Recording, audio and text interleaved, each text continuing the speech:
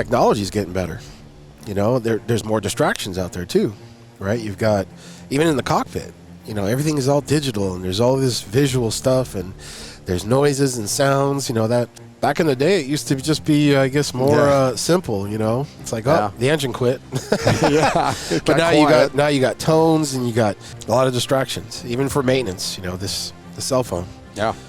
We've made it a thing where I don't have my cell phone on me when I'm doing maintenance. Right. So I've got it somewhere else, and it's not beeping at me. It's not saying anything. When I take a break, I'll go and look at it. Okay, I see. I got to call somebody back or whatever. Yeah.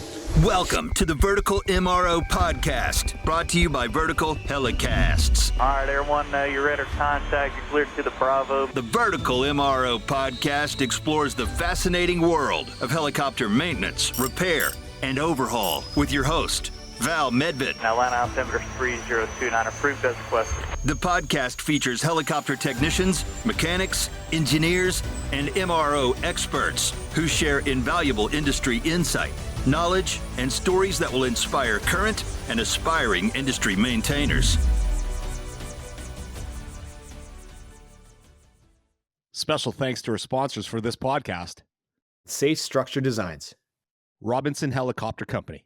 Welcome to the Vertical MRO Podcast, brought to you by Vertical HeliCASTS in partnership with Vertical Magazine. In this two-part series, I sit down with Jack Schonely, host of the Hangar Z Podcast, and Richard Weiser from the Glendale Burbank Police Air Support Unit. Richard's a highly skilled helicopter maintenance professional with over 25 years of experience in maintaining and supporting helicopter operations. With more than 18 years dedicated to law enforcement aviation, Richard's demonstrated exceptional expertise in ensuring aircraft airworthiness, modifying helicopters to meet departmental needs, and managing maintenance schedules. Currently serving as the Director of Maintenance for the Glendale Burbank Police Air Support Unit, he's maintained a fleet of MD 500N helicopters for over 15 years. Richard's background also includes military helicopter maintenance service in the United States Marine Corps, known for his reliability, technical skill, and dedication. Richard's a proven asset in aviation maintenance and law enforcement support. Well, you talk about the knowledge and experience you gain in the Marine Corps. Talk about how that's kind of set you up for your civilian life when it came to going to AP school, you're an IA, all the things that it's kind of led you to this point. Well, I definitely would credit the Marine Corps for making me grow up. Obviously, my drill instructors made sure of that. So you had no choice, did you? Right. Yeah. And they teach you how to plan and execute and succeed. Their failure is not an option in the Marine Corps. That's right. So you're if you don't succeed, you keep trying and you keep beating your head on. You don't give up. So I would credit the Marine Corps because that's really how I kept getting smacked down. It's like, oh, you don't have enough experience. You don't qualify. You've only been an A&P for so long. Well, I kept trying, and I tried to work around it, and I would meet with other mechanics. And like I said, I met with Warren, and there's been other mechanics too, Mike Broderick. Heroes awesome. From the engine shop. He just got his 50-year Chuck Taylor Award. He's definitely been a more recent inspiration for me. He taught me a lot about engines, and he's very knowledgeable on that stuff. But yeah, I just didn't give up, and that's what I would say to anybody else. Don't give up. There's lots of opportunities out here, and don't be scared. I know nobody wants to mess up. I've messed up. I'm not gonna. We're all human. We make mistakes, but don't be afraid to make a mistake. Land on your back. Yep. You fall, you land on your back. At least you can look up. If you can look up, you can get up. Yep. And just keep at it. Yeah. And that was the Marine in you that kept you going. That's what kept me going. I really wanted to do. I wanted to be Warren. I saw how Warren was the know-it-all, and everybody knew Warren, and that was like Band-Aid. That's like a household name in aviation, and that's what I wanted to do. That's what I wanted to be, Warren. Yeah. I'm not going to be Warren, but I'm Richie. Well, again, for the A&P school itself, I know there's a lot of nuances with A&P school, but do you feel like your experience set you up to do well in A&P school? It did. Like I said, I understood a lot of the basics for engines, for turbine. I did it anyway because I had the GI Bill, so they paid for that. I also got my associate degree, so I did all that first actually because I knew if I would have done the A&P stuff first, I would have got to the finish line and got the AMP, and I would have said, the hell with the AS degree. Yeah, that's smart. So I did that first. I spent a year, and I was full-time, working full-time. Well, not working part-time, but I went to school full-time. So there were 2 semesters. I was doing 21 units a semester. Wow. So I was That's going heavy. to school from like 7:30 to 5:30, and then I would work after that for a couple, 3 hours or so. Did security guard. I did UPS, and then I started working at a small company, helicopter company called TNG Helicopters. That's where I met Warren, because he would moonlight over there, do side maintenance. And Was him being here as a maintainer, was that what drew you to public safety and to law enforcement as a maintainer? Yeah, because he invited me a couple times to come out here and do maintenance with him, and man, I thought this place was amazing. Yeah, like, look at this hangar, like, yeah. It's great, and he's got all these aircraft, and I also met the Glendale mechanic too, which was Walt Atliff. Great guy, not as friendly as Warren was, but super knowledgeable guy, and I just I thought that was amazing. Like, oh my God, these are police helicopters. Ooh. Yeah, I mean, it is pretty cool. When you step back, you're like, you live it every day, so it becomes less, less impactful. But man, it is really cool. I remember when ride-alongs would come, and you saw this too, Jack. Yeah. You'd look back at them in flight, and you'd see the expression in your face. And I always say, when we're done at the flight, you have the best job in the world. Same for you. You're like, holy cow, I actually do. Yeah. This is awesome. Yeah, I it's not all just wrenching. I get to go. I mean, after maintenance, I'm usually the first one to jump in with a pilot to do a post-maintenance run-up. And, I figured I stand by my work, so I'm not suicidal. So, if it's going to break, it's going to break on – I'd rather it break on me. Yeah. And, so I can be there. Because how the pilots, they write up stuff. But anyway. That trust that you talk about for me was huge. When we had 2 mechanics – either one of them would go on a maintenance flight with us. And I loved that I had the confidence in them to do anything because we work together all the time. Yep. You've been here almost 20 years. Can you talk about what you like, as far as the public safety or the law enforcement side of things as compared to maybe a different helicopter shop or anything else? I mean, it's a very close-knit group of guys that work here. We're we always tell them this, that our motto should be, we hate each other, but we hate you more. I mean, it's a rough crew, but ultimately we all stand by each other, and we all lift each other up, and we protect each other, and we all have the same goal of safety in mind. Yeah. And I like that, and I like that everywhere I've worked. I've always. It's always about safety. I like the way that, after I do maintenance and the pilots are doing pre-flight, I'll go out there with them and, hey, I did this, look over here, I removed that, just to give them more insight on where to look. Yeah. Because, again, I'm human too. Yeah. And, I can make mistakes as well. For the maintainers who don't have as much interaction with the pilots as you do, what would your advice be to them as far as establishing good communication and that positive culture you're talking about? Good paperwork. You have to be very specific on paperwork. It's a legal document, right? The logbooks. So it has to hold up in court. Even if you're not there, it has to be. The aircraft can be airworthy as much as you say it is, but without the logbook being airworthy, it's not airworthy. Right. So, I always think about it as, if my mom wanted to go for a ride right now, would I be okay with that? Yeah. Or I think about it, how would this read in the paper? Like, anytime there's any, I'm not sure what to do, how would it read in the paper? Yeah. That's a good one. You had knowledge that this possibly was going wrong and you didn't do anything. Yeah. How is that going to read in the paper? Yeah. So that's kind of how I keep myself in check.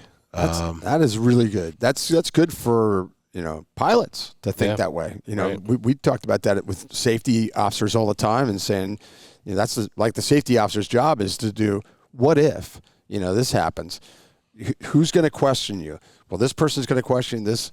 You've got to have foresight. It's really foresight. Yeah. But I like the way you described it. That's really good. I look at, sometimes I go with flying with the pilots after maintenance, and, they do a little hot dog stuff here and there, and it's like, okay, it was unnecessary. It looked cool, but what happened if the engine were to quit? Like right when you're in the middle of that, what are you going to do? Yeah. And so I always try to instill that. Yeah. We don't get a lot of hot dog here. There's, if there's any hot doggish that looks hot dog, it's because they're actually pretty good. Yeah. Yeah. We got a couple of high time pilots that, like Steve and Jason. I trust them with my life, and they trust me with. They know how to handle that bird. Yeah, yeah. they do. Yeah. What you're describing reminds me of criminal investigations. When you're doing an investigation, you're trying to think as if you're in court. What questions are going to arise that I need to answer as an investigator. So very similar process. I think our law enforcement family can resonate with that. Any insight from you on that? I agree with that 100%. It's thinking ahead. It's hard for some people. I look at myself, and I evolved in that. And it was because of Mark Bolanos. I give Marco full credit, our safety officer. He changed me in how I looked at things from the safety aspect. I've said that before. I think I've said it on the podcast where, there's no pilot that says, well, I'm an unsafe pilot. I'm a safe pilot. Everybody says that. But there's levels of safety, and there's looking ahead. Can you look ahead 3 steps and say, well, we're not going to do this today because if this happens, we're going to get questioned on that. Yeah. And they're going to say, what on earth were those guys doing that for today? The weather, there's all sorts of factors. And some people are gifted at it, and Mark Bolanos was one of them. And he changed me and made me a better pilot through just talking about safety and having more foresight. And as a mechanic, as a maintainer, oh my gosh, I think you have to have that. I mean, I'm sure that people have it at different levels, but you have to have that, otherwise there's going to be problems. Yeah. There's so many moving parts in these machines. I don't have to tell Richard, holy mackerel, I don't even want to know how many moving parts there are in these machines, but I know. And it's high risk stuff when it's maintained correctly and by the books and by the law and by the procedures and properly done, it's pretty safe. We mitigate a lot of the risk in good maintaining, and that's why your job is so darn important, on a daily basis, not just for the big stuff, like during fires, for the maintainers that are working on the fire aircraft to keep them flying and dumping water. I mean, it's that gets highlighted, but the everyday stuff is so important. Yeah. It just is. Yeah. Thank you to our sponsor, Robinson Helicopter Company, the choice for unrivaled safety and reliability so you can accomplish any mission with confidence. For more than half a century, Robinson has been at the forefront of the helicopter industry. From the R-22 to the R-66 turbine, Robinson makes helicopters accessible so more people can accomplish more missions. Climb higher. For additional information, visit www.robinsonheli.com. I remember going through some human resource or a human factors course, and I can't remember who said this, but one of the presenters actually made a comment that really stuck with me. So even though you've been doing, the same thing or doing your job for 20 years and you've never had an incident, it doesn't mean that you're doing it right. Yeah. It just means that the holes in the Swiss cheese haven't lined up yet. That's right. So I always try and keep that in the back of my head when I'm doing maintenance, because it gets pretty monotonous.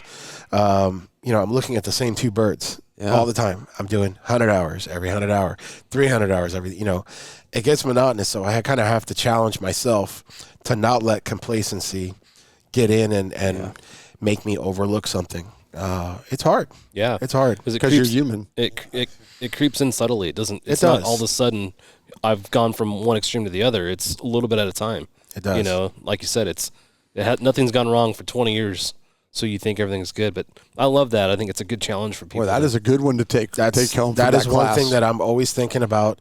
How can I always do it better? How can I, SMS? I guess we're sort of SMS related, but not really. You know, everyone likes to say that, but we're really not. We don't have an actual SMS program, which is probably something that we're going to have to implement here soon with a new airframe change. Absolutely.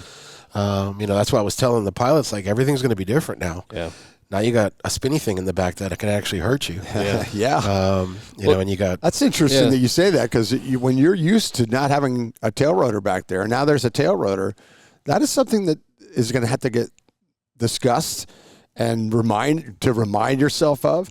And for those that aren't around helicopters, they might not understand that, but we know there are helicopter people every year that get hit by tail rotors and killed. Yeah, very unforgiving. And they are pilots, they are maintainers, they are crew chiefs, they are paramedics. They're people that are around helicopters.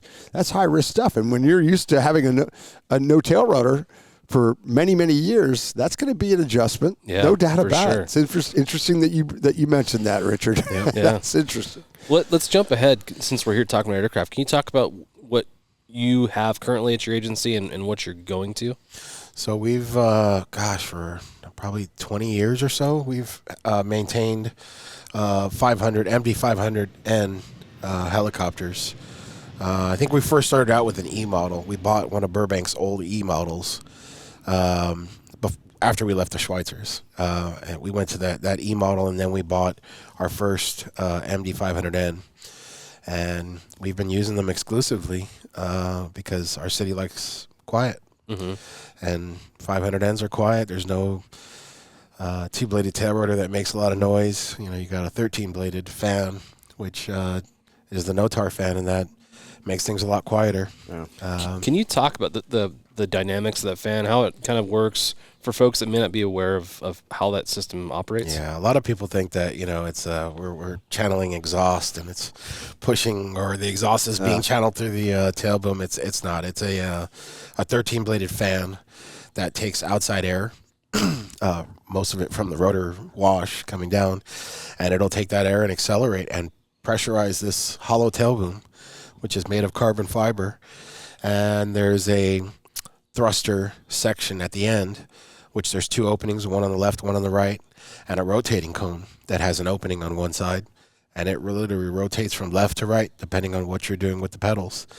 And so it sounds kind of complicated. It is complicated because when you're moving those pedals, you're doing three things. You're changing the pitch on the fan blades, you're changing the rotating cone spinning, and you're also moving a vertical stabilizer, which is all happening at the same time. Wow.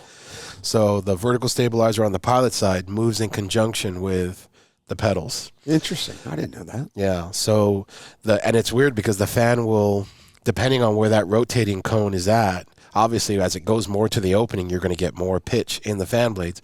As it goes to a more neutral position where the opening is down here and the air really has nowhere to go, the fan actually takes more of a flat pitch. And then it will increase as you go the other way. It'll increase in pitch again because now the air has somewhere to go. And you're keeping I think it's 2 PSI amount of pressure in that tail boom.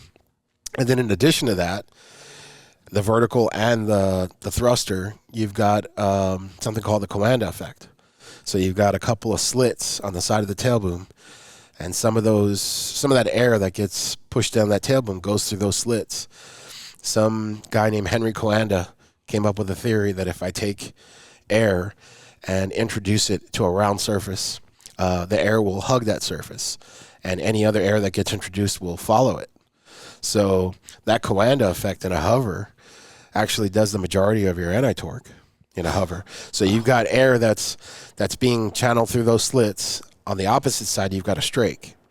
The rotor wash gets introduced on this side. It actually follows the tail boom. On the other side, it gets spoiled, making a round tube into a wing, basically. Wow.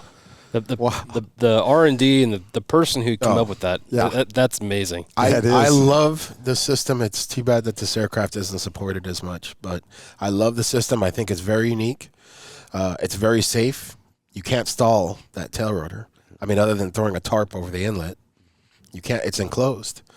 It's enclosed, and it's just outside air. Yeah. So you can stand out there by the thruster. It's just going to blow cool air at you. Wow. So, I mean, it's not. Wow. Well explained. Yeah. Man, I do light bulbs. That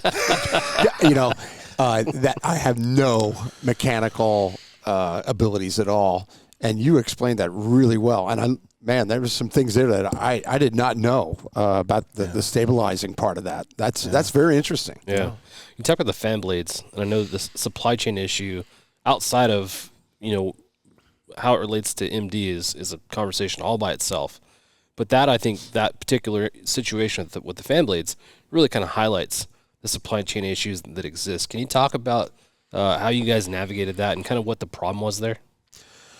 Well, we really couldn't navigate it at all. We were stuck. So we went through a time where there was about 6 months where we couldn't fly. I found an issue during maintenance on our fan blades. The Notar fan blade spar was wearing. It has an anodized coating, and that a bushing was actually wearing through the anodized coating and into the base metal, and I'd never seen that before.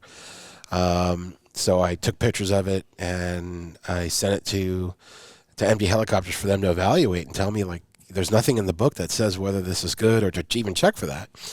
And eventually they basically told me that if it wears through the base coating or that anodized coating, it's no longer airworthy. So that ship went down, and there were no Notar fan blades available. So then the other ship came down for a similar inspection, disassembled that fan, and found the same problem. Wow. So now I just figured there's obviously some kind of an issue, because these fan blades only had like maybe 2,000 or 3,000 hours on them. They're good for 7,500. And I took pictures of an old blade that had 7,500 hours that had no wear on it whatsoever, and it was timed out. And then you compare ours, which had 3,000 hours on it, and it was worn through and what I noticed was the coating color, the anodized coat. I don't know anything about anodized coating, but I know colors. The colors are different. And you can tell that the manufacturer, whoever was manufacturing these blades, different manufacturer code. So obviously there's some issue there. And I guess at the time they were trying to spin up a new manufacturing company to come up with these blades. Was this something they were aware of? I mean, when you sent them those pictures and initially called them, did they say, "Oh yeah, we've seen that," or were they like, "Whoa, we haven't seen that," or do you know? I mean, they were basically telling me in the beginning that it must be the environment we're flying in, or it's the type of flying that we're doing, which I thought was strange, because like we're literally flying holes in the sky. That's all we do. We orbit all day long, and we've been doing that for 20-something years. Yeah. And we've never had that issue till now. Something doesn't jive. Interesting. So anyway, we were grounded, and the pilots can only be out here for so long when they got nothing to pilot. So they sent them back to patrol, and here I was mopping floors and cleaning up stuff, and trying to stay busy. Yeah. That's all you can do. Yeah. Really. And then eventually they got this manufacturer spooled up, and they gave us, we got a set, our first set, and then we got a second set, and we were able to get back up airworthy. And you've since then no issues. You haven't seen that same issue, or is it reoccurring? Starting to see it. Starting to see it again. Starting to see it again. So I'm trying to get ahead of that now and making sure that there's a supply of fan blades in case we get to that point again, and so we're not grounded. Good. Because it's not a time life. It's it's not a calendar life. It's a time life. Okay. So it's something that we can just keep in our stock room, and it's not gonna, like a rubber product, it's not gonna go bad. So that's how we're trying to get around it, and we're trying to keep these aircraft flying, these museum pieces, keeping them flying, and at least until, we spend a lot of money. It's an investment that the city, we'd like to get our investments worth. Yes. So normally we keep the aircraft for either 15,000 hours or 20 years, whichever comes first. And I don't think we've ever reached 15,000 hours on one ship, but we reached 20 years, and we usually average about 12,000 hours in 20 years per aircraft. And that's that other one over there. That's our parts aircraft. Yeah. Some gave all, and all gave some. That's Frankenstein. Yep.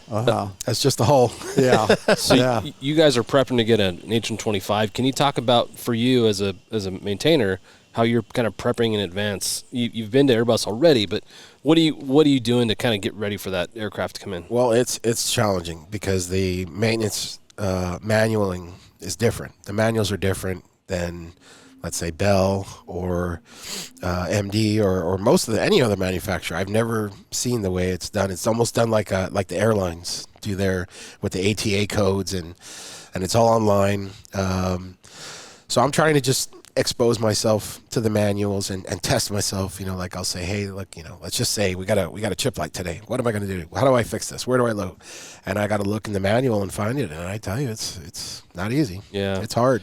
It's interesting you bring up what you're describing. Sounds like what I call table talk. We do that as air crews, working through verbally what you do in these certain circumstances. So I think it's really cool you're working through that as a maintainer in that same way. Is that something you'd consider fairly common in the industry? Safe Structure Designs offers creative, customizable ergonomic safety solutions with over 20 years of experience. Their custom design process is free, ensuring safety and efficiency. Let them create your ideal solution. Visit www.safe-2.com. That's www.safe-2.com for more information. I don't know how everybody else does it, but that's the way I do it. Yeah. I keep it simple, I just try and challenge myself and pretend like this is real. What am I going to do?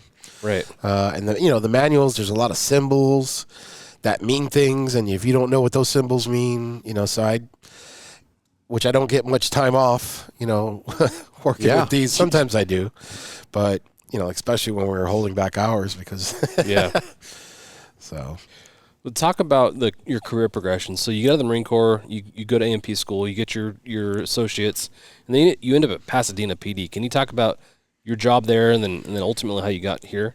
Yeah. Well, I was trying to get experience, so I was working under other people who were maintaining the news media helicopters. HeliTender, company called HeliTender. That's where I got the little bit of experience that I have on A-Stars. I got it through him because nobody else would allow me to, work with these $1 million aircraft.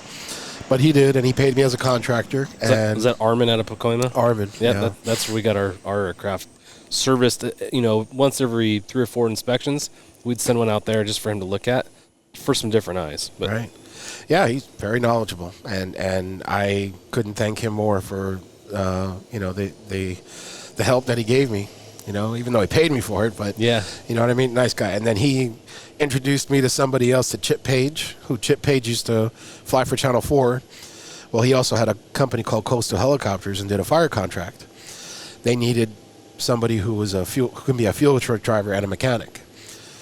Well, he offered that to me, and I took it. And he paid for me to get my hazmat and tank endorsement. And I went out to do a fire contract with an A-Star.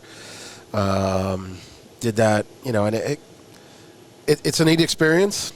It was kind of difficult because I didn't get paid regularly. Yeah. But the bills come regularly. Yeah, right. and it took me all over the place. So I'd be, one day I'd be in Arrowhead, and the next day I'd be in Lake Elsinore, and we're just following where the fires were at. But it was interesting. And I didn't do too much maintenance over there. The helicopters were pretty much, and we didn't do a lot of firefighting per se. We would take the Airbus up, and have him get aerial, views of where the fire and the progression of the fire and stuff like that. So Armin helped me with that. And then while I was actually on a fire, I had originally applied for Pasadena Police probably a year prior. And I got all the way to the backgrounds, and then it was just me and this other guy, and they chose the other guy. So that's when I hooked up with Armin and started getting experience that way. Apparently that other guy, they got rid of him almost right out of his last day of probation. They let him go, and all of a sudden I got a phone call from the Captain Mulhall, and he's like, "Hey, are you still interested in the job?" And I said, "Hell yeah." Yeah. And he was like, "Well, when would you want to start?" And I go, well, I'm in Lake Elsinore on a fire right now. I have to give 2 weeks, and he says, okay. So I did it. And there I was. Next thing you know, I'm working for Pasadena, and then working for Pasadena, it was nice. It's different. The mechanics that were there, they were very knowledgeable. Randy and Glenn were super knowledgeable people, and I was very happy to be able to work under them. I figured they were going to, take me under their ropes and show me like a Warren, basically, Kind of worked out that way a little bit, but then, I don't know, we just kind of butted heads, I guess. And yeah, sure, maybe like after almost a year being there, I made it past probation, but I had already knew that I didn't really want to work there and stay there. And then the Glendale position opened up. So I literally went on my lunch and drove to City Hall and got an application, brought it home, filled it out, drove back the next day, dropped it off, went through the whole background process again, and came down to like me and this other guy, and hey, they chose me. Here you are. Yeah. Here I am all these years later. Yeah. Suckers. Oh, you must be doing something right, Richard. That's really cool. I think about all these people that, kind of leaned into you and got you to this point where you're Pasadena, and then you're now here. Talk about mentorship and the roles that plays. It's really cool kind of looking in reverse to think about all those folks that helped. But, for someone who's in a position like you were that's wanting to get into this industry on the law enforcement side or the public safety side, what advice do you have for somebody when it comes to looking for jobs and positioning yourself to get hired? Oh, gosh. I don't know exactly how to prepare yourself for that. I mean, obviously stay out of trouble. Keep your credit clean, because when you go through backgrounds, social media wasn't a thing when I was. Now they go through your social media, and, be careful what you post. And I guess, don't give up. Yeah. That's really the only advice I can give you. If it's meant to be, it'll happen. If it's not meant to be, I guess it won't happen. Like if you... As bad as I want to be able to fly with my arms, it's not going to happen. Right. It's not going to happen. Yeah. Looking back over the course of your career, would you do it all over again and stay in public safety? Would you recommend public safety to someone else? I would. I mean, there was a time probably 4 years ago when, police wasn't a very popular topic, and it was hard for us because, right, nobody wanted the cops to... And here we are prosecuting, or we're catching these guys, and they're not prosecuting anybody. Right. So I used to tell these guys, like all the pilots, like, you guys are just nothing but anglers. Just catch and release. Yeah. Anglers. Like, what's the point? Yeah. You're just going to catch it. Look at this one that I caught. Yeah. Great. He's back out there. Yeah.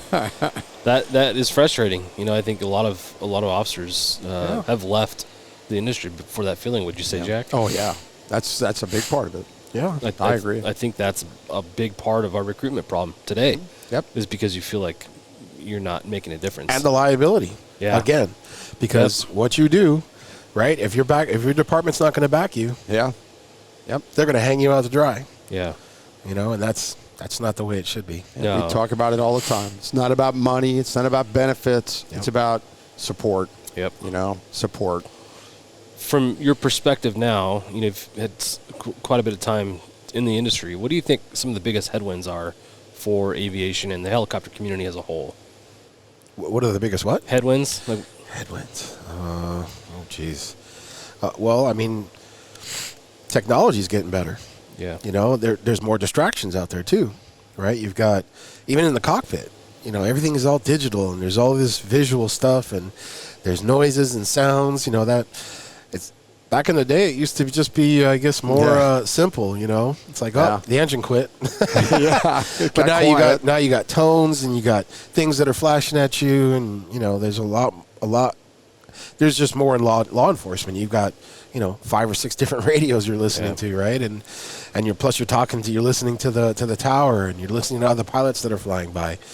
A lot of distractions, even for maintenance, the cell phone. Yeah. We've made it a thing where I don't have my cell phone on me when I'm doing maintenance. Right. So I've got it somewhere else, and it's not beeping at me. It's not saying anything. No when I take a interruptions. break, I'll go and look at Right. it. Okay, I see. I got to call somebody back or whatever. Yeah. I'm always impressed with you guys as it relates to that because, early on, you'd know the systems, the mechanical systems.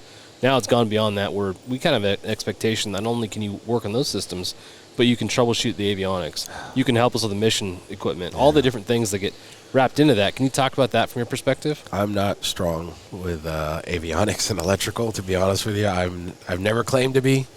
I can do basic troubleshooting. But yeah, I don't, you tell me to install a police radio. Yeah. Yeah. That's not my wheelhouse, and I have no problem saying that's not my wheelhouse. My wheelhouse is I've had these aircraft stripped down to nothing. No transmissions, no nothing, and they build it back up, and these guys are looking at me like, you sure you forget nothing? No extra parts, right? No extra parts. Well, and then we run it up on the ground. We slowly work our way up to flight. Right. That's why we do things the way we do. Everything's more digital now. I think it's for us. We're getting into that digital realm now. Our radios are digital now. Our mixers are digital. We were having a lot of problems where we had digital radios and analog mixers, and they didn't really mix well. So these pilots are telling me about stuff like, "Hey, I'm getting all this interference," and of course on the ground it doesn't do it. So See, yeah, there we are again, unable to duplicate. Sure, I believe you. Yeah, it's tough. I give you guys a lot of credit for the troubleshooting that goes into that. The mission equipment by itself is challenging. Yeah, for troubleshooting, keep it simple, right? Keep it simple. Do the simple stuff first, right? Do you have power? Is a circuit breaker popped?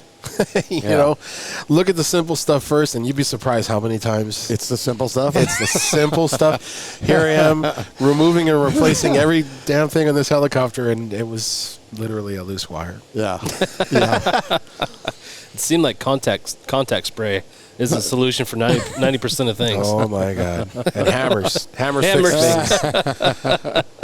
That's good. What you've brought up is we're in this together. We talked about the mission mindset. We are. That's what I love about our industry the most. I didn't get a chance to operate in any other segments outside of public safety, so I can only speak for public safety. But I love that we're all fighting for the same cause. Jack, any thoughts on that from your perspective from LAPD? The Vertical MRO Podcast is powered by Vertical Magazine, the rotorcraft industry's #1 trusted multimedia resource. Visit Vertical Mag Media on YouTube to gain access to exclusive videos featuring operators in the field and more unique content from the pages of Vertical. Subscribe today to stay informed and inspired. Well, yeah, it's a memory of something, and I won't go into great detail because I don't want to get it wrong, but where one of the LA City fire ships went down. You remember this. The tail rotor? Yes. Yes. Tail rotor departed, I believe, right?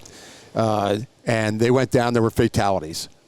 Enough of the details there. This is my memory of not only the loss of life there, which is terrible, but I'll never forget that day and the days that followed of our maintainers and how that affected them. It was incredible because there, in the beginning, in the opening day, there's a lot of unknown. It's like, well, what happened? Why did it happen? It's going to take days, weeks, months. It could take years to find out all that detail. That was hard on the maintainers, extremely hard, where it was visible to me. I'm looking at them. They're destroyed. They're devastated. And they're all questioning themselves. And I realized that day, and I knew it before, but I realized that day what you're talking about, Richard, that you're in it. You're a part of that family. It's a team. And it really hit me that day how much maintainers truly, truly care. I knew they cared, but you know what I mean? It went beyond that. They truly wanted to know what happened first because they're the ones that are signing it off and doing the work. And it actually gave me incredible confidence. And I had confidence before that, but it increased my confidence in our maintainers because I saw their emotions and I realized they care. They truly care about me, my partners, and it took a tragedy for me to really, really see it. I knew it, but to really, really see it. that impacted me, and it's a memory that I carry to this day. Thinking about that day and those days. So I have a great deal of admiration for our maintainers because I know how hard it is. I mean, I know everybody's family, like their That's wives right. and kids. And, Exactly. They come here. They look. They call me Uncle Richie or whatever. Yes. And I don't take that to heart. I mean, these guys are like my family. Sure they are. They really are, and would not ever want anything bad to happen. And I don't ever want to have to go through like what Huntington Beach went through, and that's right. That's motivation enough. It is to make sure you do the right thing. I mean, it adds to. It's not just about being a top notch and doing your job right. It goes beyond that because of that emotional connection, family connection, the way you feel about them, the way they feel about you. That it goes beyond that, and in a way, you think about it, I think that's good.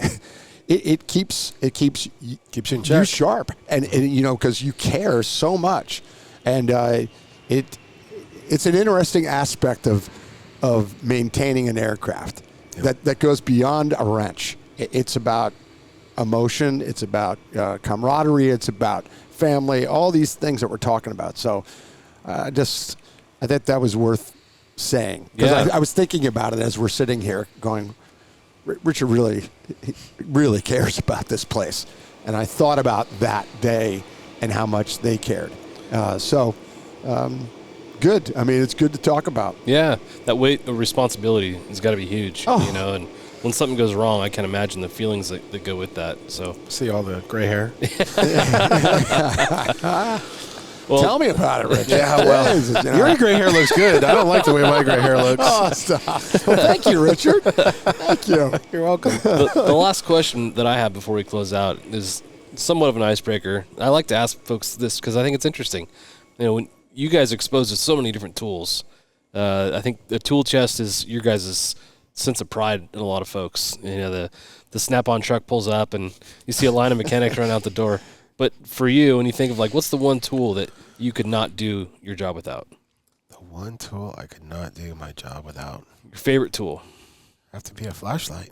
That's funny. Goodness. I've heard that. Yeah. I mean, I'm a flashlight junkie. I got flashlights everywhere, and you got to illuminate. How do you inspect without a flashlight? That's right. And the Snap-on guy doesn't help you with that, does he?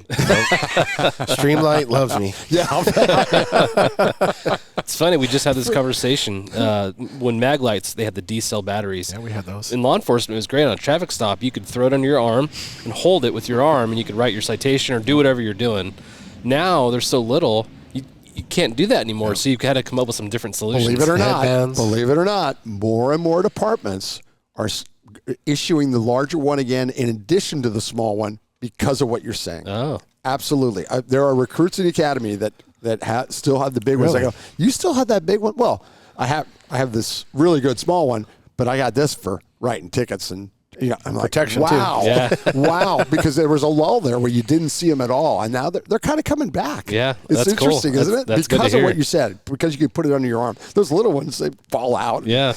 Well, I can imagine the same as for you, right? You're trying to look in a weird spot, and holding it with your hands may be impossible. I've got certain flashlights that will clip onto your pocket or clip onto your hat. Yeah. Any headlamps? You got a headlamp? I got a headlamp. I don't really like You don't that like much. it? But the clip on the hat, that's pretty slick. Yeah, the clip onto the hat, or I can clip one onto my collar and have it facing that way. But then, of course, your arms get in the way. You gotta stop that. That's great. It's funny. I was talking about this, too, with headlamps. It's, as a kid, you grow up, and your job as a kid is to hold the light for your dad. And your job as a kid is to get yelled at for holding the light in the wrong way. Well, headlamps have changed that, right? Kids aren't getting yelled at as much because they don't have a light to hold. Maybe that's why you don't like the headlamps. The problem is I don't like the headlamp because then I'll be looking this way, and, well, it's not going that way unless I turn my head. This has been awesome. Thank you for taking time out of your day. I know you're busy. Yeah. We don't want to hold you too long. We held you longer than we agreed to. I know. But he did that. He did that, Richard. He knew what he was doing. I was sneaking it in there. He knew exactly what he was doing. It really is inspiring to talk to you. You've got a passion for aviation that's infectious, And, you wouldn't be here for 20 years if you didn't have that passion. That's true. So thank you for what you've done for our industry. Thanks for keeping this mission going. Just love what you're doing. So thank you very much for inviting us into your house to talk to you. Thank you for having us. Having me. Yeah. Jack, anything in closing? Thanks, Richard. I'm glad you decided to do this.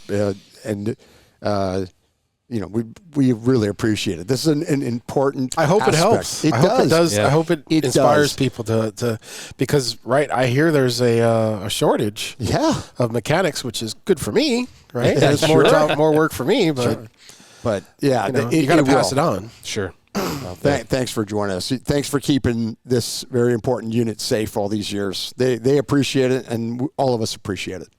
Yes, sir. I appreciate it. Well, thank you again. And until we can have a frosty cold beverage outside of here, we'll catch you later. Awesome. Cheers. Cheers. Stand by for a message after a word from our sponsors. Thank you to our sponsor, Robinson Helicopter Company, the choice for unrivaled safety and reliability, so you can accomplish any mission with confidence. For more than half a century, Robinson has been at the forefront of the helicopter industry. From the R-22 to the R-66 turbine, Robinson makes helicopters accessible so more people can accomplish more missions. Climb higher. For additional information, visit www.robinsonheli.com.